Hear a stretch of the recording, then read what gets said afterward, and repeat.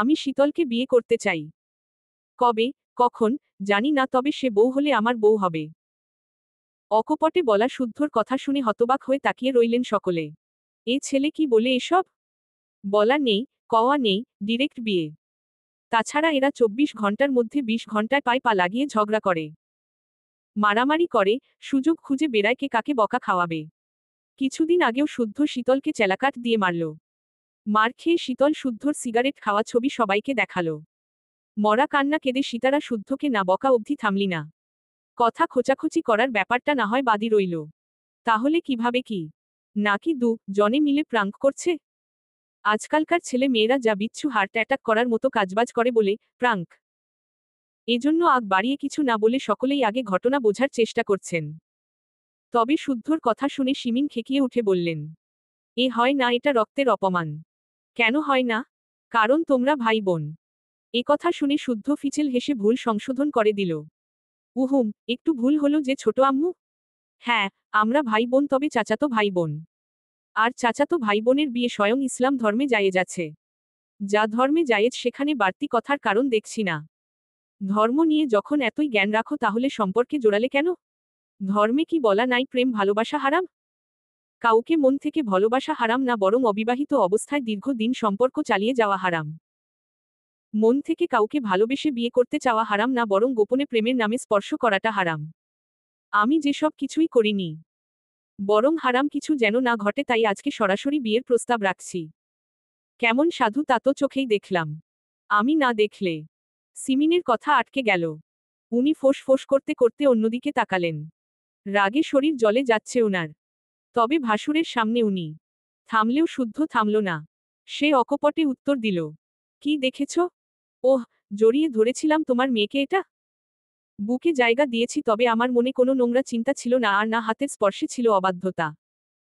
হয়তো ভাবছ তুমি দেখেছ বলে আমি সবাইকে জানালাম। তা কিন্তু নয়। বরং আজ ঈদের দিন আমার গোপন ভালোবাসা উন্মুক্ত করেছি ওর জন্য। কেন জানো? কারণ তোমার মেয়ে সালামি হিসেবে আমাকে চেয়েছে, আমার টাকা নয়। তার চাওয়াটুকুকে পূরণ করতে আজই আমি বিয়ের কথা জানাতাম, কারণ লুকোচুরি প্রেম করার মতো ধৈর্য আমার নেই, আর ধৈর্য নেই বলেই তোমার হাঁটাচলার শব্দ শুনেও আমি ওকে বুক থেকে সরাইনি। ভদ্র সেজে দাঁড়িয়ে যায়নি তোমাকে দেখে। যদি সেরকম ইচ্ছে থাকতো তবে ধরতে পারতে না তুমি, যেমনটা এতদিন পারোনি। এ কথা বলে শুদ্ধ থেমে সায়নের দিকে তাকালো। তবে তার এই তাকানোর মানে কেউই বুঝল না। আর বুঝল না বলেই এবার সিরাত মুখ খুললেন। মানলাম ধর্মে জায়েজ, তবুও মানুষ কি বলবে? বাইরের মানুষের ধার কবে ধরলাম মনে পড়ছে না। আর তোমরা বলে দাওনি কেন চাচাতো ভাই বোনের মধ্যে কিছু হওয়া যাবে না? এখানে মূলত ভুলটা আমাদের নয়, তোমাদের। এ কথা শুনে পুনরায় শিমিন রাগে ফুঁসতে ফুঁসতে বললেন, এত যুক্তিতর্ক শুনতে চাই না। আমি মানি না তোমাদের সম্পর্ক, ব্যাস। সেটা তোমার ব্যাপার। জানানোর দরকার তাই জানালাম, মানলে ভালো, নয়তো আমাদের পথ আমরা বেছে নেব। পথ বেছে নেবে মানে? মানে হলো এটাই যে, তুমি যা ভাবছো একদম তাই। এতক্ষণ দাঁড়িয়ে দাঁড়িয়ে দুই পক্ষের কথা শুনছিলেন শারাফাত চৌধুরী। ছেলের কথার ভঙ্গিমা বলে দিচ্ছে সে এই ব্যাপারে ভীষণ সিরিয়াস। তবে যাকে নিয়ে এত কথা হচ্ছে তার মতামতও জানা দরকার। তাই উনি হাত উঠিয়ে সবাইকে থামতে বললেন। তারপর শুদ্ধর পেছনে লুকিয়ে থাকা শীতলকে ডাকলেন, মা এদিকে এসো। উনার ডাক শুনে শীতল ইঁদুরের মতো উকি দিয়ে বলল, যেতে গেলে আম্মু খপ করে ধরে, খুব মারবে, তুমি বলো, আমি শুনছি। শুদ্ধকে কি কোনো কারণে তোমাকে ফোর্স করেছে? কোনো কিছু নিয়ে ভয় দেখিয়ে এসব বলাচ্ছে? নাকি দুজন প্ল্যান করে আমাদের সাথে প্রাঙ্ক করছো? শারাফাত চৌধুরীর কথা শুনে শুদ্ধর ভ্রু কুঁচকে তাকালো। ফোর্স? এখানে ফোর্সের কথা কোথা থেকে এলো? ফোর্স করলেই মানবে এত সরল নয় নিশ্চয়ই চৌধুরী কন্যা। যেখানে সে নিজেই চুমু টুমু খেয়ে, শরীরে জীবাণু ছড়িয়ে, একা একাই তার নামে গায়ে কলঙ্ক টলঙ্ক মেখে একাকার করে ফেলেছে, সেখানে সে নাকি ফোর্স করবে? হাস্যকর। তবে শুদ্ধ আর কথা বাড়াল না, শীতলের মুঠোয় থেকে পাঞ্জাবি ছাড়িয়ে হাতটা টেনে সামনে দাঁড় করিয়ে দিল। আর মুখে বলল, প্রাপ্তি আর মুক্তি তোর হাতে, যা করবি ভেবে করিস। শীতল ভয়ে ভয়ে তাকালো রাগান্বিত দৃষ্টিতে তাকিয়ে থাকা মায়ের দিকে, এরপর শারাফাত চৌধুরীর দিকে। তবে কানে একই সুরে বাজতে থাকলো কিছুক্ষণ আগের বলা শুদ্ধর কথা। এবার সবার সামনে আমাকে গ্রহণ করতে যদি পিছিয়েও যাস তাহলে আমায় চিরতরে হারাবি। ও আদা করে বলছি, সত্যিই হারাবি। কেঁদে মরে গেলেও আমাকে পাবি না। যেন না পাস, এজন্য তোকে আমার বিয়েতে প্রধান সাক্ষী করে অন্য মেয়েকে নিয়ে বাসরে ঢুকব আমি। এ কথা স্মরণ করতেই মনে হলো কেউ যেন তার কলিজায় ভয়াল থাবা বসাল। রক্তাক্ত করে দিল বক্ষপাশ। তার আক্ষিপট অশ্রু ছলকে গড়াতে লাগল। শুদ্ধর দিকে একবার তাকাতে গিয়ে সায়নের দিকে নজর পড়ল। চাহনিতে যেন বলছে, ওহ ভাইয়া বাঁচাও। সায়ন বোনের চাহনি বুঝে 2 কদম এগিয়ে এলো। মাথায় হাত রেখে গুরুগম্ভীর সুরে জিজ্ঞাসা করল, শুদ্ধর নামে কবুল পড়বি? কাজী ডাকব? শীতল মাথা নিচু করে কিছুক্ষণ চুপ থেকে মৃদুভাবে মাথা নাড়াল কেবল। অর্থাৎ রাজি। তা দেখে সায়ন বোনের মুখ উপরে তুলে সুস্পষ্টভাবে বলে বসল, ভালোবাসলে সর্বসম্মুখে ভালোবাসা প্রকাশের সৎসাহস থাকতে হয়। যদি না থাকে সে ভালোবাসা পাওয়ার যোগ্য নয়। এই আমি যেমন তোর বোনকে ভালোবাসি। পুরো পৃথিবীর সামনে গর্ব করে বুক ফুলিয়ে বলতে পারি, আমি স্বর্ণকে ভালোবাসি। বিয়ে ওকেই করব। সে হবে চৌধুরীদের বড় পুত্রবধূ। আমার বিশ্বাস, হাত বাড়ালে আমার স্বর্ণও এগিয়ে আসবে। প্রয়োজনে আমার বাড়ানো হাত ধরতে সে এই বাড়ি ছেড়ে দেবে।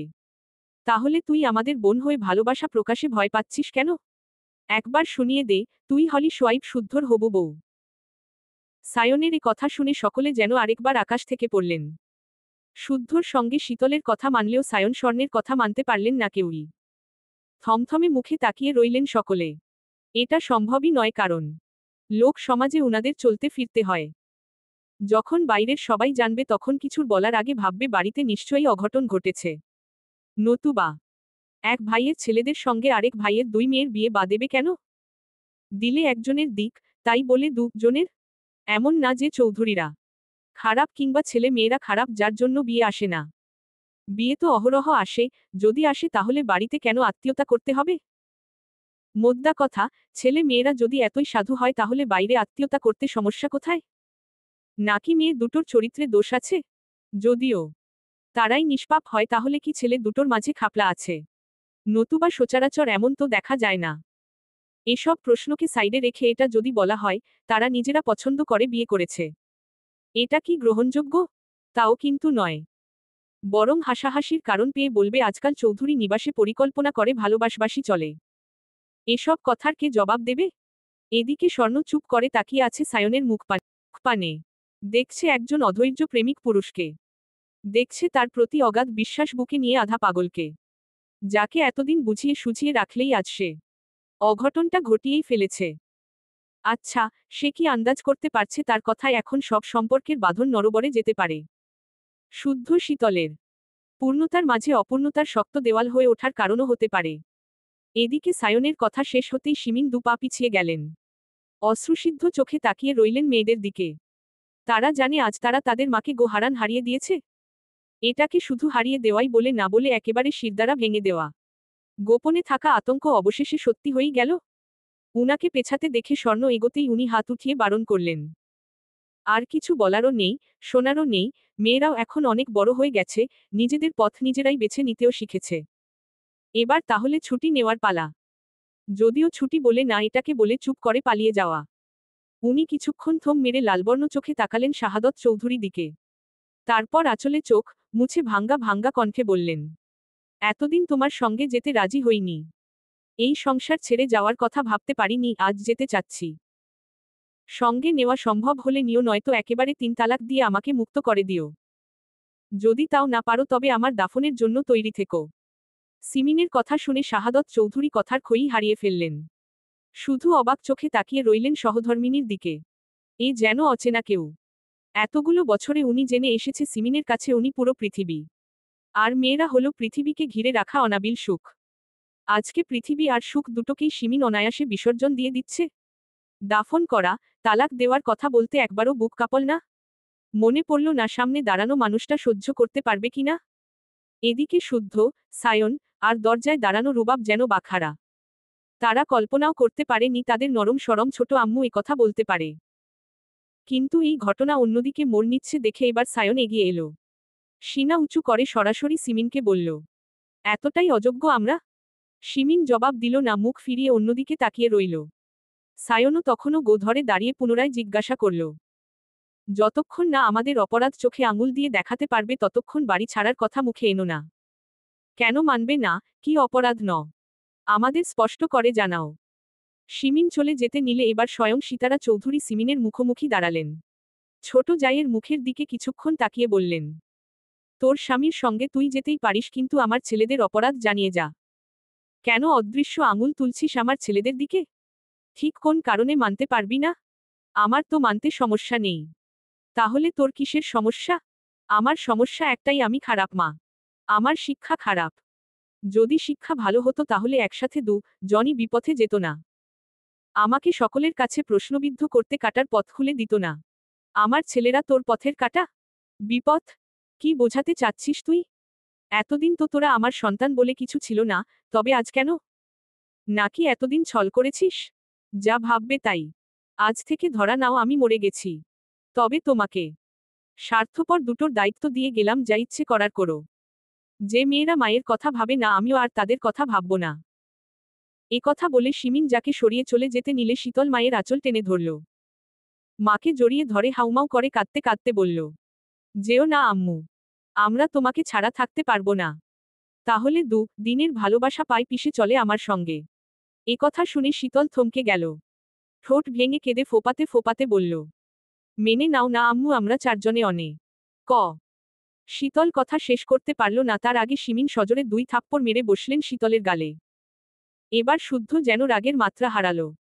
সে চোখ বন্ধ করে তেড়ে যেতে নিলে আটকে ফেলল রুবাব। তবুও থামল না, সে কঠিন সুরে বলল, যখন তখন গায়ে হাত তুলে কি বোঝাও? মেয়ে তোমার একারই আছে? আর কারো মেয়ে নেই? আর কেউ মেয়েকে শাসন করে না? অহেতুক কথা আসছেই বা কেন? আমাদের মানতে সমস্যা থাকলে বলতে বাধা কিসের? এখন কি আমি আমার মেয়েকেও শাসন করতে পারবো না? শাসন করতে গেলে তোদের পারমিশন নিতে হবে। শাসনেরও লিমিট থাকে। কথা হচ্ছে সবার সাথে ওর গায়ে হাত তুললে কেন? মেইন কালপ্রিট হচ্ছি আমি, আমাকে মারতে? ওকে কেন মারলে? কেন বারবার কারণে অকারণে ওর গায়ে হাত তোলে তুমি? কি সমস্যা তোমার? আর কতবার বারণ করব তোমাকে যে ওর গায়ে হাত তুলবে না? আমি সহ্য করতে পারি না। আমি লিমিট বুঝি না, বোঝার যোগ্যতাও আমার নেই। আমি সরে যাচ্ছি, এবার থেকে যার যা ভালো লাগে করুক। শুদ্ধ রুবাবের থেকে নিজেকে ছাড়িয়ে সিমিনের মুখোমুখি দাঁড়ালো। বুক উঁচিয়ে শীতল চাহিনিতে তাকিয়ে থমথম সুরে বলল, তুমি মেইন টপিকে না এসে বারবার পিছলে যাচ্ছ, যা বলার সরাসরি বলো। আমি শুনতে চাই তোমার সমস্যার কথা। বলো, কোন দিক থেকে আমরা অযোগ্য? কি নেই আমাদের? আমরা বাউন্ডুলে? নেশাখোর? মেয়েবাজ?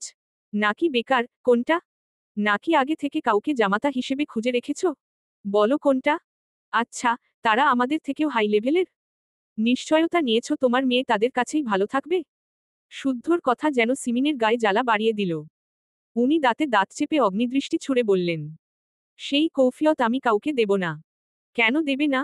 না দিলে কিসের এত বিরোধিতা? ওকে মানলাম, যাও দিও না কৌফিয়ত, তাহলে মেয়ে দাও। দিকেই যদি মুঠো এঁটে রাখো তাহলে তো হবে না। হয় বলো কেন মানবে না, আর নয়তো মেনে নাও। উপযুক্ত কারণ ছাড়া আমাদের দিকে আঙুল তুললে আমরাই বা কেন মানব? আমার সমস্যা তোমরা চৌধুরী বাড়ির ছেলে। আমার সমস্যা তোমরা সীতারা চৌধুরীর ছেলে। আর প্রধান সমস্যার কথা যদি বলি তাহলে বলবো যে বাড়ির বউ আমি, সে বাড়ির বউ হবে না আমার মেয়েরা। যদি হয়তো আমি থাকবো না সে বাড়িতে। কেন থাকবে না? তুমি করবে তোমার স্বামীর সংসার, তোমার মেয়েরা করবে ওদের স্বামীর সংসার, তাহলে সমস্যাটা কোথায়? কেন অযৌক্তিক কারণে এত কথা, এত তর্ক? শিমিন আর কথাও বলল না, পাশ কাটিয়ে রুমে চলে গেল। উনার যাওয়া দেখে শাহাদত চৌধুরীও গেলেন সহধর্মিণীকে বোঝাতে। আজকে শিমিন যেন বোঝার অবস্থায় নেই, উনি আধা ঘন্টার মধ্যে লাগেজ টানতে টানতে বেরিয়ে এলেন। শাহাদত চৌধুরী কথাও মানতে নারাজ। সিরা তো পারলেন না উনাকে বোঝাতে, ফলে ব্যর্থ হয়ে কাঁদতে লাগলেন। শারাফাত চৌধুরী শুধু নীরবে তাকিয়ে দেখতে থাকলেন সোনার সংসার ভেঙে যাওয়ার দৃশ্য। শিমিন কিসব ভেবে যেন পুনরায় ফিরে এসে ওনার সামনে দাঁড়ালেন। হাতজোড় করে কাঁদতে কাঁদতে বলল, আমাকে ক্ষমা করে দেবেন ভাইয়া। কারো কোনো দোষ নেই, কারো প্রতি আমার কোনো অভিযোগও নেই। ফলের ঝুড়িতে যখন একটা আম পচে যায় তখন বাকি আম ভালো রাখতে পচা আমটাকে সরিয়ে ফেলতে হয়। আমি সেই পচা আম, তাই নিজে থেকে সরে যাচ্ছি। সবাইকে নিয়ে ভালো থাকবেন, আসছি। কথা বলে উনি দাঁড়ালেন না, গটগট করে বেরিয়ে গেলেন। শীতল এক ছুটে মায়ের কাছে পা আঁকড়ে ধরে বসে পড়ল। শিমিন আজকে পাথর বনে গিয়ে শীতলের থেকে নিজেকে ছাড়িয়ে নিল। শাহাদত চৌধুরীও বেরিয়ে এলেন, বেশ দেখে মনে হচ্ছে উনিও চলে যাচ্ছেন। ভাইয়ের দিকে তাকানো সাহস হলো না দেখে চোখ মুছতে মুছতে বেরিয়ে গেলেন। বাবা মাকে যেতে দেখে স্বর্ণ এবার শীতলকে উঠিয়ে দরজার দিকে এগোতেই সায়ন পথ আটকে দাঁড়াল। স্বর্ণের চোখে চোখ রেখে বলল, এক পাও কোথাও যাবি না। স্বর্ণ সায়নের থেকেও দ্বিগুণ তেজ নিয়ে বলল, যাব। বারণ করেছি আমি। শুনতে বাধ্য নই আমি। আমাদের বাবা মা যেখানে আমরাও সেখানেই। ভালোবাসি মানে এই যে বাবা মায়ের সঙ্গ ত্যাগ করব? যদি তাই করতে হয় তাহলে দরকার নেই এই ভালোবাসার। কথাখানা যেন সায়নের পুরো মস্তিষ্ক এলোমেলো করে দিল। তার স্বর্ণ তাকে ছেড়ে চলে যাবে? এ কথা মুখ ফুটে বলছেও? এত বড় স্পৃধা ওর? সায়ন রাগে দিকশূন্য হয়ে স্বর্ণের গলা চেপে ধরে দেওয়ালের সাথে চেপে ধরল। তারপর চিৎকার করে বলল, এই বেইমানের বাচ্চা, কি বললি আবার বল, বল, বল। আমায় রেখে কোথায় যাবি? কোথায় যাবি তুই? প্রচণ্ড ব্যথায় স্বর্ণের গালের হাড় যেন ভেঙে এলো। রুবাব, সাফওয়ান চৌধুরী দ্রুত গিয়ে কোনোমতে তাকে সরালেন। ছাড়া পেতেই স্বর্ণ আর কোনোদিকে না তাকিয়ে বোনের হাত ধরে বেরিয়ে যেতেই শীতল খপ করে শুদ্ধর পাঞ্জাবি আঁকড়ে ধরল। হাউমাউ করে কাঁদকে থাকল করুণ সুরে। শুদ্ধ লালবর্ণ চোখে শুধু তাকিয়ে দেখল শীতলের কান্নারত মুখ। স্বর্ণ বোনের হাত ছেড়ে টানতেই সায়ন আবার তেড়ে যেতেই গেল স্বর্ণর দিকে। এবার শুদ্ধ সায়নকে আটকে ধরে বলল, যেতে দাও। এ কথা শুনতাই সায়ন অবাক চোখে তাকালো শুদ্ধর দিকে, আর শুদ্ধ ঘাড় ঘুরিয়ে একদৃষ্টিতে তাকিয়েই রইল স্বর্ণের শীতলকে টেনে নিয়ে যাওয়ার দৃশ্যের দিকে। বোনরা চলে যাচ্ছে দেখে সাম্য, সৃজনও কাঁদতে কাঁদতে ছুটল ওদের পিছু পিছু। সিরাত, সাফওয়ান, রুবাব, শখও দৌড়ে গেল তাদের ফেরাতে। শাহাদত চৌধুরী কেবলই গাড়ি স্টার্ট করেছেন। হুইল ঘোরাতেই দেখে স্বর্ণ আর শীতলও কাঁদতে বেরিয়ে আসছে বাড়ি থেকে। হাত থেমে গেল উনার, সেই সঙ্গে উনার বুকটা যেন ভেঙে খান খান হয়ে গেল। হুইলে মাথা ঠেকিয়ে চোখ বন্ধ করতেই চোখের তারায় ভাসতে থাকল বড় ভাইয়ের মুখ, যার ছায়ায় এতদিন চৌধুরী নিবাসের প্রতিটা সদস্য ছিল সুরক্ষিত। বাবা মা মারা যাওয়ার পরে যেই ভাইয়ের স্নেহে বাঁচার শক্তি খুঁজে পেয়েছিলেন, আজ সেই ভাইয়ের বুকে যন্ত্রণার ছুরি বসিয়ে চলে যাচ্ছেন স্বার্থপরের মতো। এদিকে সহধর্মিণীকেও ছাড়তে পারবেন না, কারণ পৃথিবীর বুকে উনি ছাড়া আর কেউ নেই সিমিনের। যারা আছে তারা সুসময়ের মাছি। এদিন বাড়িতে এমন ঘটনা ঘটেনি যার কারণে সাম্য, সৃজন ভয় কুঁকড়ে গেছে। তবে যখন বুঝল তাদের বোনরা ছেড়ে যাচ্ছে তখন যেন তাদের হশ ফিরল। হাউমাউ করে কেঁদে সিমিনের আঁচল ধরে বলতে লাগল, ও ছোট মা, যেও না, তুমি গেলে আমাদেরকে টিফিন বানিয়ে দেবে? আম্মুর মারের হাত থেকে কে বাঁচাবে? আমরা কার হাতের রান্না খাবো? এ কথা শুনে সিমিন গাড়ি থেকে নেমে বাচ্চা দুটোকে বুকে জড়িয়ে ধরে হাউমাউ করে কাঁদতে লাগলেন। তাদের ছোট ছোট মুখ চুমুতে ভরে ধরে সিরাতের বললেন, মেরো না, একটু বুঝিয়ে বলো। সিরাত একটা কথাও বলল না, একরাশ অভিমান নিয়ে তাকিয়ে রইলেন ছোট জায়ের দিকে। তবে না বলেও থাকতে পারলেন না, তাই বললেই ফেললেন, বড় ছেলে দুটোকে একেবারে ভেঙে চুরে ছোট ছেলে দুটোকে আর ভালোবাসা না দেখালেও চলবে ছোট, আজ প্রমাণ করে দিলি রক্তের সম্পর্ক ছাড়া কোনো সম্পর্ক আপন হয় না। এই যে আমরা তোর আপন হতে পারিনি। এ কথা শুনে সিমিন শুধু হাসল। তারপর রুবাবের মাথায় হাত বুলিয়ে মলিন হেসে গাড়িতে উঠতে গেলে রুবাব উনার হাতটা আঁকড়ে ধরল।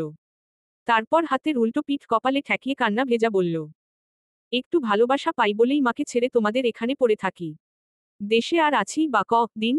আমরা তো তোমারই ছেলে, তাই না? আমাদের ভুলগুলো না হয় এবারের মতো মাফ করে দিয়ে কোলে টেনে নাও। খুব ভালো থাকিস আব্বা। আমার দোয়া সব সময় সঙ্গে থাকবে। এ কথা বলে সবার দিকে একবার তাকিয়ে গাড়িতে উঠে বসলেন। স্বর্ণ, শীতলও ততক্ষণে উঠে বসেছে।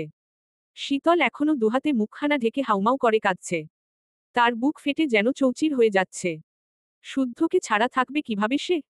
তার বিশুদ্ধ পুরুষটাকে না দেখে বাঁচবেই বা কিভাবে? আজকাল তাকে ছাড়া দমটা যেন আটকে আসে। এদিকে সব বাঁধন ছেড়ে যেতে যখন হবে শাহাদত চৌধুরী দেরি করলেন না। নিজেই ড্রাইভিং সিটে বসে গাড়ি স্টার্ট করলেন। ধীরে ধীরে গাড়িটাও চলতে চলতে মূল ফটক পেরিয়ে বেরিয়ে গেল। সেই সঙ্গে খান খান হয়ে গেল তিলে তিলে গড়া চৌধুরী নিবাসের সুখে মোড়া সুখ সাম্রাজ্য। ঈদ মানে আনন্দ। আর মুসলিম পরিবারে এই দিনটিকে নিয়ে থাকে কত কল্পনা জল্পনা। সালামি দেওয়া নেওয়া, খাওয়া দাওয়া, ঘোরাঘুরি, এসব নিয়ে থাকে নানান পরিকল্পনা। প্রতিবছর চৌধুরী নিবাসে ঈদের সকাল শুরু হয় চিৎকার চেঁচামেচি দিয়ে। এরপর সারাদিন চলে নানান খুনসুটি দুষ্টুমি। যতই কাজ থাকুক শেষ বিকেলে ভাইবোনরা মিলে ঘুরতে যায়।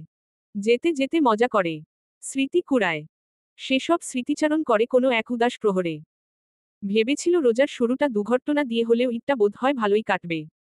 এজন্য প্রতিটা সদস্য নিজেরাও সচেতন থাকত, যেন কোনো বিপদ না হয়। কিন্তু কপালের ফের ঈদের সকালে আচমকা ঝড়ে তছনছ হয়ে গেল সব। ভেঙে গেল টুকরো টুকরো রঙিন কিছু স্বপ্ন। নরবরে হয়ে গেল সবার সঙ্গে সবার দৃঢ় বন্ধনের ভিত। কেউ জানেন না এই সমস্যার আদৌ সমাধান হবে কিনা, আদৌ ভাঙা সম্পর্ক কখনো জোড়া লাগবে কিনা। এদিকে শাহাদত চৌধুরীর গাড়ি বেরিয়ে যেতেই শারাফাত চৌধুরী দরজা থেকে ফিরে এলেন। শেষ আশাটুকু নিয়ে তাকিয়েছিলেন ভাইদের ফিরে আসার। ভাঙা মন নিয়ে শত শত বার সৃষ্টিকর্তার কাছে চাইছিলেন অন্তিম মুহূর্তে যেন কোনো মিরাক্কেল ঘটে, তাদের যাওয়া যেন আটকে যায়। কতবার তাকালেন শুদ্ধ, সায়নের দিকে, তারা যেন আটকায়। নিজেদের ভুল শুধরে নিয়ে পরিবার বাঁচায়, কিন্তু তারা যেন পাথর। জনের কেউ কথা বলল না। সায়ন এখনো স্থির হয়ে মেঝের দিকে তাকিয়ে থাকলেও শুদ্ধ গটগট করে নিজের রুমে চলে গেল। এক মুহূর্ত দাঁড়ানোর প্রয়োজন বোধ করল না সে। অথচ যত্নে গড়া পরিবার ভাঙার কষ্ট উনি সইতে পারছেন না। পারছেন না শুদ্ধর মতো বুকে পাথর তুলে দিয়ে রুমে চলে যেতে। দুই চোখের পানিতে রাস্তা দেখা মুশকিল। চোখ দুটো এত অবাধ্য কবে থেকে হলো? উনি এক কদমও এগোতে পারলেন না, ধপ করে বসে পড়লেন। পাশের সোফার হাতলে এক হাত ঠেকিয়ে মুখ লুকালেন নিজের বাহুতে। এরপর শক্তপোক্ত মানুষটাও ভুলে গেল সময়, কালক্ষণ। বুকের ভেতর আজ এতটাই পড়ছে সবকিছু ভুলে বাহুতে মুখ লুকিয়ে শব্দ করে কেঁদে উঠলেন শারাফাত চৌধুরী। আহা, কি বেদনামো কান্নার সুর! কত যন্ত্রণা মিশে রয়েছে সেই কান্নায়। স্বামীকে জীবনে প্রথম এভাবে কাঁদতে দেখে সীতারা দেওয়ালে পিঠ ঠেকিয়ে নীরবে অশ্রু ঝরাতে লাগলেন। উনার এ কান্নায় শব্দ নেই, বর্ণ নেই, গন্ধ নেই, আছে বিষাদে ভেজা কষ্ট। আর কিছু কষ্টে পোড়ানো নীরব আর্তনাদ। উনি বউ হয়ে আসার পর মানুষটা তার হাতে হাত রেখে বলেছিলেন, আমি তোমাকে একটা বাগান দিলাম। সেই বাগানে কিছু সুগন্ধি ফুলের চারা দিলাম। এবার যত্ন নিয়ে ফুল ফুটানোর দায়িত্ব তোমার। আজ থেকে বাগানের মালকিন শুধু তুমি। বাসরঘরে এই মানুষটাই চৌধুরী নিবাস নামে একটা বাড়ি দিয়েছিল। দিয়েছিল জীবন্ত কিছু ফুল। বৃদ্ধ শাশুড়ি মারা যাওয়ার আগে ওয়াদা আদায় করে নিলেন যেন এই সংসার বুকে আগলে রাখেন। কিন্তু হলো না, পারলেন না তিনি। শিমিন কেন একাজ করল তাও জানেন না তিনি। যাকে ছোট বোনের মতো দেখে এসেছে সেই বোনরূপী জাউনার দিকে আঙুল তুলে সংসার ভেঙে চলে গেল। অন্তত জানিয়ে গেলেও দোষটা শুধরানো যেত, কিন্তু জানিয়ে গেল না। ছেলে মেয়েরা তাদের পছন্দ মতো সঙ্গী পছন্দ করে নিয়েছে, এখানে উনাদের তো হাত নেই। মোদ্দা কথা, ছেলে মেয়েরা যদি একে অপরকে সাথে ভালো থাকে তাহলে আপত্তির কি আছে? সংসার করবে তারা, তারাই যদি ভালো থাকে তাহলে এত কথা আসছে কেন? বাকি রইল সমাজের কথা। সমাজের লোকরা কোন ব্যাপারে কথা বলে না? কোনো ফর্সা মায়ের কালো বাচ্চা হলেও গপিস করে, আবার কালো মায়ের বাচ্চা ফর্সা হলেও গপিসের শেষ থাকে না। আকার ইঙ্গিতে কিন্তু মেয়েটার দিকে অদৃশ্য কলঙ্ক ছুঁড়ে মারে। বাচ্চাটাকে নিয়েও হাজারটা কথা সৃষ্টি করে। যেখানে নিষ্পাপ নাদান বাচ্চাকেও ছাড় দেয় না, সেখানে তাদের নিয়ে পড়ে থাকলে হবে? বরং সমাজ সমাজ করে না চলেই বেঁচে থাকা কঠিন হয়ে যাবে। এসব ভেবে উনি কাতর চোখে তাকালেন এখনো কান্নারত স্বামীর দিকে। বুক ভরা কষ্ট নিয়ে আল্লাহর কাছে বারবার দোয়া করলেন যেন এই মানুষটাকে ধৈর্য দেন। এই বিপদ যেন দ্রুত কেটে যায়। ওদিকে শারাফাত চৌধুরী তখনও অস্পষ্ট স্বরে বলেই চলেছেন, মা, মোগো, আমি পারিনি তোমার যত্নে গড়া সংসার ধরে রাখতে। আমি ব্যর্থ মা গো। আমার কলিজার ভাই, আমার বাচ্চাগুলো আজ আমাকে ছেড়ে দূরে চলে গেছে, মা গো। আমার শীতল, আমার মাজান। শীতলকে উনি বরাবরই খুব বেশি ভালোবাসে, সেটা বলার অপেক্ষা রাখে না। এর ঝাপসা কারণও হতে পারে শীতলের মুখটা উনার মায়ের মুখের মতো। সাফওয়ান চৌধুরী চোখ মুছতে মুছতে বাইরে থেকে এসে ভাইকে এভাবে কাঁদতে দেখে দৌড়ে এসে জড়িয়ে ধরে নিজেও কেঁদে ফেললেন। খুব ছোটবেলায় উনারা তিন ভাই মারামারি করলেও বুঝতে শেখার পর আর মারামারি করেননি। তিন ভাইয়ের কাঁধে কাঁধ মিলিয়ে এত বড় সংসার সামলে রেখেছেন। আজকের মতো এই ঘটনা এর আগে হয়নি। ছোট ভাইটা যে বুকভরা কষ্ট নিয়ে বাড়ি ছেড়েছে এ কথা ভাবলেও উনাদের দম আটকে আসছে। বাবা চাচার কান্নার শব্দেও সায়নের নড়চড় নেই। সে চোয়াল শক্ত করে এখনো স্থির হয়ে সেখানেই দাঁড়িয়ে আছে। তার কাছে অবিশ্বাস্য লাগছে স্বর্ণ তাকে রেখে চলে গেছে, তাও ভালোবাসা প্রকাশের অভিযোগ ছুড়ে। এ কি মানা যায়? এই বেইমানকে জান দিয়ে এতদিন ভালোবেসেছিল সে। তো ভাবত শীতল মারের ভয় শুদ্ধকে অস্বীকার করলেও আর তার স্বর্ণ উঁচু গলায় তাদের কথা সবাইকে জানাবে। কিন্তু ঘটল কি? শীতলটা ওর ভালোবাসার কথা জানিয়ে দিল ঠিকই, কিন্তু স্বর্ণ তাকে ছেড়ে চলে গেল। এই কাজটা করতে তার বুক কাঁপল না? আচ্ছা, স্বর্ণ কি সিমিনকে বোঝাতে পারত না? নাকি স্বর্ণ তাকে ভালোইবাসেনি?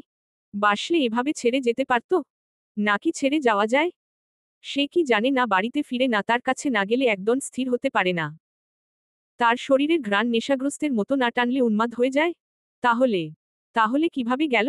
শীতলটাও চলে গেল? একবারও ভাবল না শুদ্ধর কথা, এই ভাইটার কথা? বেইমানের সাথে সাথে শীতলটাও বেইমানির খাতাতে নাম লেখাল? পারল লেখাতে? আপন ভাবনায় মশগুল থাকা সায়নের ভাবনার ছেদ ছটল গালে তীব্র ব্যথা অনুভব করে। সে লালবর্ণ আগুন চোখে তাকিয়ে গালি দেওয়ার আগে শারাফাত চৌধুরীকে দেখে সামলে নিল। তখন শারাফাত চৌধুরী চিৎকার করে বললেন, তোর মতো জানোয়ার ছেলের দরকার নেই আমার। যদি চাস আমি এ বাড়িতে থাকি তাহলে বাড়ির চৌকাঠে পা রাখবি না তুই। বেহায়ার মতো যদি ফিরেও আসিস তাহলে আমার খাটিয়া কাঁধে তোলার জন্য প্রস্তুত থাকিস। বাবার কথা শুনে সায়ন ঢোক গিলল। বাপটাও তার কষ্ট বুঝল না।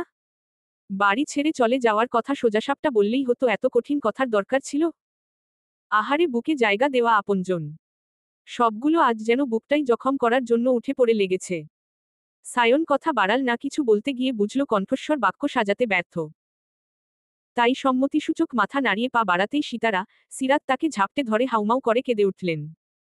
শখও হাউমাউ করে কাঁদতে লাগল। ভাঙ্গা আয়নায় পাথরের টুকরোর আঘাতে সংসারটাও যেন আরেকবার দ্বিখণ্ডিত হল। তখন সাফওয়ান এগিয়ে এসে চৌধুরী বলতে লাগলেন, যাস না বাপ, তোরা সবাই চলে গেলে আমরা কি নিয়ে থাকব? বাবার কথায় কষ্ট নিস না আব্বা, মন থেকে বলছে না ভাই। সায়ন মেজো চাচার দিকে তাকিয়ে কেবল হাসল, জোরপূর্বক হাসি যাকে বলে। তখন শারাফাত চৌধুরী পুনরায় বললেন, আমি রেগে বলছি না, ভেবেই বলছি। চলে যাক ও, আমার চোখের সামনে দেখতে চাই না ওকে। কথা বলে উনি চোখ মুছতে মুছতে দুকদম এগোতেই সায়ন ঢোক গিলে চেঁচিয়ে বলল, আমার সবটুকু আয়ু তোমার হয়ে হলেও তুমি দীর্ঘজীবী হও। হাজার হাজার বছর ছায়া হয়ে থাকো এই বাড়ির প্রধান অভিভাবক হয়ে। আমি আর আসব না তোমার বাড়িতে। পা মারাব না বাড়ির দামি চৌকাঠে। শুধু রিকোয়েস্ট, মরা টরার কথা বলো না। খারাপ ছেলে হলেও তোমার মরার কথা সহ্য করতে পারি না, এই বুকটাতে কষ্টের জ্যাম বাঁধে কিনা। কথা বলে মাকে বুক থেকে সরিয়ে দুই মায়ের কপালের মাঝখানে চুমু এঁকে বাহুতে চোখ মুছতে মুছতে বেরিয়ে গেল। মা, ভাই বোনদের কান্নার শব্দ কানে পৌঁছালেও পেছনে ফিরে তাকালো না।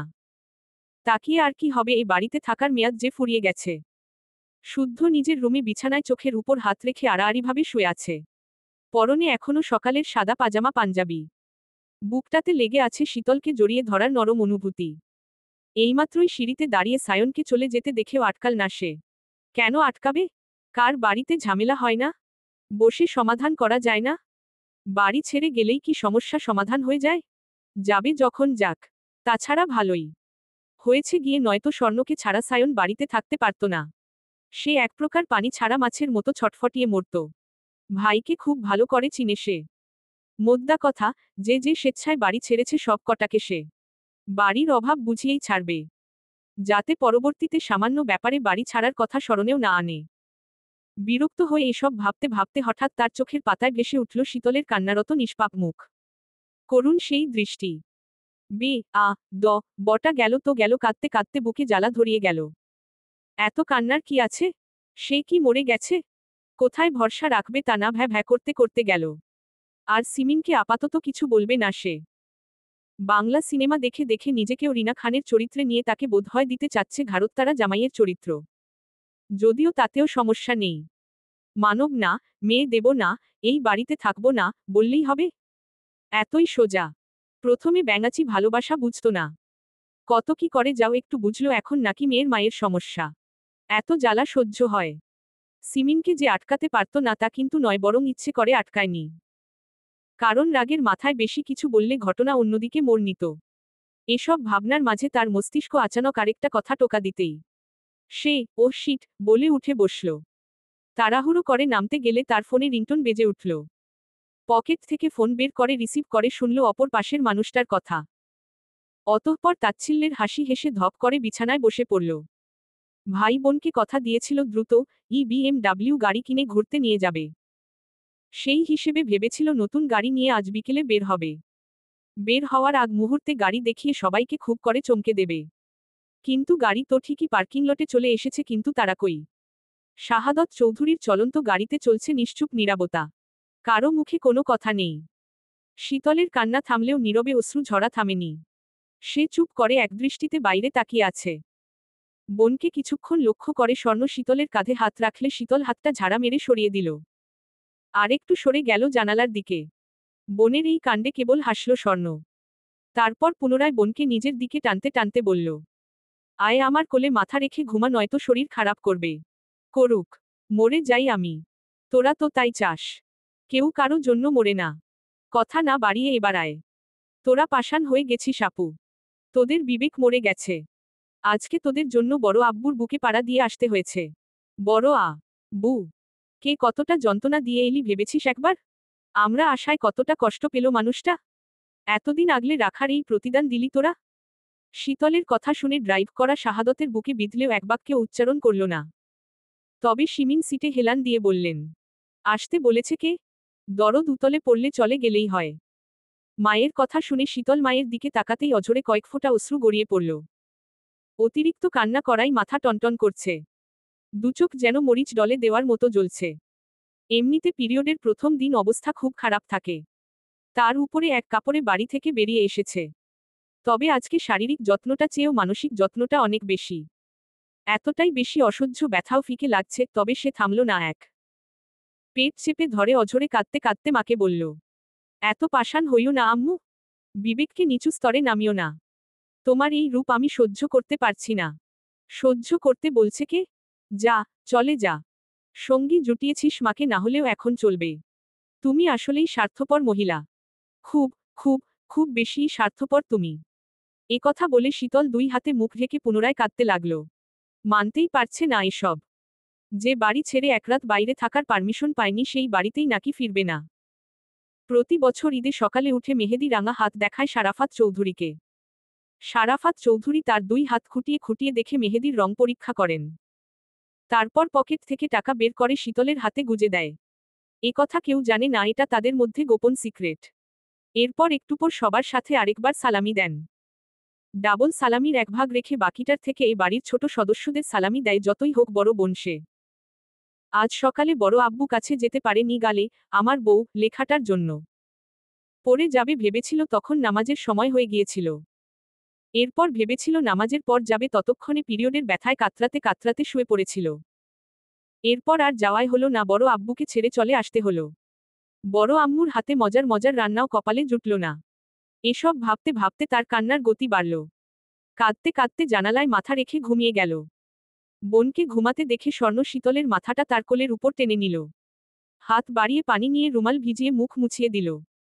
ঘুমন্ত শীতল বিরক্ত হয়ে রুমাল সরিয়ে দিয়ে পুনরায় ঘুমে ডুবে গেল। বোন বিরক্ত হচ্ছে দেখে স্বর্ণ সিটের মাথা হেলিয়ে শীতলের চুলে হাত ডুবিয়ে বাইরে দৃষ্টি নিক্ষেপ করল। জোর করে আনায় খুব কেঁদেছে পাগলিটা, এবার না হয় একটু ঘুমাক। বেলা গড়াতে গড়াতে দুপুর গড়িয়ে বিকেল হলো। বিকেলের পর এখন সন্ধ্যা, অথচ সকালের পর কেউ কিচ্ছুটি মুখে তোলেনি। যা ঘটে গেছে এতে খাওয়ার কথা স্মরণে নেই কারো, থাকার কথাও না। চিন্তায় ডুবে থাকা শাহাদত চৌধুরীর কথাটা স্মরণ হতেই দেখে নিলেন তিনজনকে। তারপর আর একটু এগিয়ে একটা রেস্টুরেন্টের সামনে গাড়ি থামালেন। মেয়েদেরকে বললেন চোখ মুখে পানি দিয়ে আসতে। বাবার ডাক শুনে শীতলের ঘুম ভাঙল। বোনের কোলে শুয়ে আছে দেখে মুখ গোমরা করে উঠে বসল। সেই সঙ্গে অনুভব করল তার ন্যাপকিন ড্যামেজ হয়ে গেছে। ইমিডিয়েট চেঞ্জ করা দরকার। পরনের জামাতে দাগ লেগে গেছে নাকি কে জানে। কথা ভেবে তার মুখটা চুপসে গেল। সাহায্যের জন্য করুণ চোখে তাকালো বোনের দিকে। স্বর্ণ প্রথমে না বুঝলেও পরে তার ইশারায় বুঝল। তবে বিচলিত না হয়ে শাহাদত চৌধুরীকে বলল, বাবা তুমি খাবার পার্সেল করে আনো, গাড়িতে বসে খাবো। আর আমাকে কিছু টাকা দাও, ফার্মেসি থেকে মাথা ব্যথার মেডিসিন কিনে আনি। প্রচণ্ড মাথা ব্যথা করছে আমার। আমি না হয় এনে দিচ্ছি। ব্যথা কি খুব বেশি? সমস্যা নেই, পারবো আমি, তুমি যাও খাবার নিয়ে এসো। কথা শুনে শাহাদত চৌধুরী গাড়ি থেকে নেমে দেখলেন রাস্তার ওপাশে ফার্মেসির দোকান। তাই স্বর্ণকে টাকা দিয়ে গেলেন খাবার আনতে। এই রেস্টুরেন্টে কয়েকবার এসেছিলেন, খাবারের মানও বেশ ভালো। তবে যা কিনবেন সেই খাবার গলা দিয়ে নামবে তো। বাবাকে যেতে দেখে স্বর্ণ গাড়ি থেকে নেমে দ্রুত গেল প্রয়োজনীয় সেই জিনিসটি আনতে। তারপর মায়ের হ্যান্ডব্যাগ চেয়ে নিয়ে ব্যাগের ভেতর সেটা ঢুকিয়ে বোনকে নামতে বলে পেছনে দাঁড়িয়ে দেখল চিন্তার কোনো কারণ নেই, তাই হাত ধরে এগোলো ওয়াশরুমের দিকে। শাহাদত চৌধুরী খাবার নিয়ে ঘুরতেই মেয়েদের সঙ্গে দেখা হলো। ওদের চোখে মুখে পানি দিয়ে আসতে বলে তিনি এগোলেন গাড়ির কাছে। স্বর্ণ শীতলকে ব্যাগটা ধরিয়ে দিয়ে যেতে ইশারা করে নিজে পাশের ওয়াশরুম গিয়ে চোখ বন্ধ করে কয়েক পর এক পানির ঝাপটা দিতে থাকলো চোখে মুখে। তবে ভুল করেও ওয়াশরুমের আয়নার দিকে তাকালো না। বেইমানের তকমা লাগা মুখ নিজেরও দেখতে ইচ্ছে করছে না, অবশ্য সত্য মানতেও সমস্যা নেই। তারপর সে বের হয়ে সামনেই দাঁড়িয়ে রইল। শীতল বের হলে তার হাতে অন্য একটা প্যাকেট দেখে সেটা নিতে গেলে শীতল পিছিয়ে গেল। মুখ গোমরা অন্যদিকে তাকিয়ে মিনমিন করে বলল, ডাস্টবিনে ফেলে আসছি, তুমি দাঁড়াও। আমাকে দে। না, আমি পারবো। ছোটবেলায় বহুবার তোর ন্যাপি চেঞ্জ করেছি, এখনো আমার কাছে ছোটই আছিস। স্বর্ণ কথা শুনল না, প্যাকেটটা হাতে নিয়ে শীতলকে ব্যাকসাইডে দাঁড়াতে বলে নিজে চলে গেল বাইরের দিকে। শীতল বোনের কথা শুনে ওইদিকে তাকিয়ে দেখে ওদিকে নিরিবিলি কেউ যাচ্ছে না তেমন, তাই ধীর পায় এগিয়ে গেল। চারপাশটা দেখল নজর বুলিয়ে। জায়গাটা ভীষণ সুন্দর, ছবি তোলার জন্য দারুণ স্পেস আছে। এদিক ওদিকে তাকাতে তাকাতে আর একটু সামনে এততে একটা বড় দেওয়াল নজরে এলো। সেদিকে একবার তাকিয়ে চোখ সরিয়ে পরক্ষণে পুনরায় দৃষ্টি ছুড়ে চমকে উঠল। বিস্ময় নিয়ে তাকিয়ে যখন বুঝল সত্যি, তখন দৌড়ে গেল প্রিয় মানুষটার কাছে। সমুদ্রের ঢেউ যেমন পাথরের বুকে আছড়ে পড়ে, ঠিক সেভাবে সে আছড়ে পড়ল শুদ্ধর বুকে। শুদ্ধ এক পা পিছিয়ে শীতল সহ সামলে নিল নিজেকে, আর একটু হলে জনে বাড়ি খেত দেওয়ালে। অনাকাঙ্ক্ষিতভাবে প্রিয় মানুষটাকে পেয়ে শীতল শুদ্ধর বুকে মুখ লুকিয়ে বুকের শার্ট খামছে ধরে শব্দ করে কাঁদতে লাগল। কান্নার চোটে যা বলল কিছু স্পষ্ট হল না, তবে শুদ্ধকে আঁকড়ে ধরে চোখের পানি বুক ভেজাতে লাগল। আর শুদ্ধ বুক তোলপাড় করা ঝড় নিয়ে নিশ্চুপ হয়ে দাঁড়িয়ে রইল। মুখে কথা নেই তার, তবে তার মন বলছে, সময়টা যদি এখানে এভাবে থমকে যেত, কিংবা এই অবস্থায় যদি মারা কেমন হতো। ভালো হতো, ভীষণ ভালো। বুকের মালকিনকে বুকে নিয়ে মরার মতো সুখী মানুষ পৃথিবীতে আছে নাকি? থাকলেও সংখ্যায় হাতে গোনা। ইস, এমন সুখী যদি সেও হতো। কি অদ্ভুত, বুকের ভেতর হৃৎপিণ্ডটা যে হারে লাফাচ্ছে, আজকে ধরাটরা খাইয়ে দেবে নাকি? হুম, যেটা সে চায় না, কখনোই চায় না। চোখ দুটো অযথা এত জ্বলছে। কি সব ছলনাময়ী কারবার, চোখ তার অথচ জ্বলছে অন্য কারো কথা ভেবে। মনে মনে এসব ভেবে সে থমকে দাঁড়িয়ে রইল। বেশ কিছুক্ষণ পর শীতল কাঁদতে কাঁদতে বলল, সবকিছু আবার আগের মতো করে দেন না শুদ্ধ ভাই, প্লিজ। আমি আমাদের সুখী পরিবারটাকে চাই। সবাইকে নিয়ে ভালো থাকতে চাই। শুদ্ধ নিশ্চুপ। তাকে চুপ দেখে শীতল মাথা তুলে তাকিয়ে দেখল শুদ্ধর চোখজোড়া লাল হয়ে আছে। সে পায়ের আঙুলে ভর দিয়ে একটু উঁচু হয়ে দুই হাতে শুদ্ধর গাল ধরে বিচলিত কণ্ঠে বলল, কি হয়েছে? চোখ লাল কেন? কোথায় কষ্ট হচ্ছে দেখি? শুরুর ফার্স্ট ব্র্যাকেট ডট। কথা বলছেন না কেন? কি করেছি আমি? সবার সামনে তো বলেছি আমি আপনার বউ হব। আমি আপনাকে ভালোবাসি। আর কিভাবে বলবো? কিভাবে বোঝাব? আজকে আমাদের কথা জানালাম, আজই কি না বাড়ি ছাড়তে হলো? তবে কি আমরা এক হব না? এইটুকু বলে শীতল শুদ্ধর বুকে কপাল ঠেকাল। তারপর অঝরে কাঁদতে কাঁদতে অসহায় কণ্ঠে বলল, আপনাকে ছাড়া আমি কিভাবে থাকব, শুদ্ধ ভাই? কারণে অকারণে আপনাকে না জ্বালালে আমার ভালো লাগে না, সময়ই কাটে না। এই যে এত এত সমস্যার সমাধান কোথায় পাবো আমি? কোথায়? কেন সবাই মিলে আমাকে মারতে উঠে পড়ে লেগেছেন? আমার ভালো থাকার আয়ু কি শেষ? এজন্যই কি সবাই মিলে এত কষ্ট দিচ্ছেন? সব কষ্ট আমি হাসি মুখে নেবে। কিন্তু আপনাকে ছাড়া থাকতে পারবো না, কিছুতেই পারবো না, মরে যাব আমি, সত্যিই মরে যাব। কথা শুনে শীতল ব্যাকুল হয়ে কাঁদল। আজ সারাদিন কাঁদছে। কাঁদতে কাঁদতে চোখ মুখের বেহাল দশা। আর কাঁদতে পারছে না, শরীর থরথর করে কাঁপছে। তবে তার এই কথাগুলোই যথেষ্ট ছিল শুদ্ধকে ভেঙে চুরে খান খান করার জন্য। নিজের অজান্তে বোকা শীতল তার বুকেই তীরটা মেরেছে। লেগেছেও যেন পারফেক্ট নিশানায়। এতক্ষণ শুধু শীতল জড়িয়ে ধরলেও শুদ্ধ ছেড়ে দিয়েছিল। শুধু দেখছিল তার ব্যাঙাচির পাগলামি, তাকে নিয়ে করা ভালোবাসার পাগলামি। তবে ওর করুণ সুরে বলা এই কথাগুলো আর অসহায় কান্নায় শুদ্ধকে আরও একবার ভাঙল। নিজের তৈরি করা খোলস ছেড়ে শুদ্ধর অজান্তেই চোখ থেকে এক ফোঁটা অশ্রু ঝরে গেল। আর গিয়ে পড়ল কান্নারত শীতলের কপালে। শীতল কান্না ভুলে তড়িৎ মাথা তুলতে গেলে শুদ্ধ তার মাথাটা প্রশস্ত বুকে চেপে ধরল। কোনোভাবেই শীতলকে সে মাথা তুলে তাকাতেই দিল না। থাকুক না নিজের একান্ত কষ্টগুলো নিজের বুকে। শক্ত আবরণে ঠিকই নিজেকে সামলেছিল, শেষ মুহূর্তে অনর্থ ঘটালো এক ফোঁটা অশ্রু। তবে যেটাই হোক, স্বীকার করা যাবে না, নয়তো শীতলের ভাষায় বলতে গেলে তার বিশুদ্ধ পুরুষের জাত যাবে। পৃথিবী সমান কষ্টে বুক ভাঙলেও শুদ্ধরা কখনোই কাঁদতে পারে না। কারণ বিশুদ্ধ পুরুষরা ঢাল হতে জন্মায়। বাবা মা ঢাল, ভাইয়ে ঢাল, প্রিয় মানুষকে নিরাপত্তার দেওয়া ঢাল। তাদের এত সহজে ভেঙে পড়তে নেই, বুকভরা কষ্টে জর্জরিত হতে নেই। তাই শুদ্ধ দ্রুত চোখ মুছে নিজেকে সামলে নেওয়ার অপ্রাণ চেষ্টা চালালো, আর সফল হল। কিন্তু আজ বোকা শীতলটা ঠিকই বুঝে নিল তার চালাকি। তাকে ছেড়ে থাকার কষ্টে শুদ্ধ বুক ভেঙে চুরে খানখান হয়ে যাচ্ছে। এতে তার কান্না দ্বিগুণ বাড়ল। কষ্টে চৌচির হতে থাকল বুক। কাটা মুরগির মতো ছটফট করতে লাগল সে। বারবার দেখল চাইল তার একান্ত পুরুষের চোখের ভাষা, কিন্তু ঘাড়ত্তারা শুদ্ধ দেখতে দিল না। বরং খুব শক্ত করে তাকে বাহুডোর আগলে রাখল। কয়েক মিনিট সেভাবে থেকে এবার শুদ্ধ মুখ খুলল। খেয়েছিস কিছু? না। পেইন কিলার খেলে পেট ব্যথা কমে যাবে। কিছু খাবি? চল।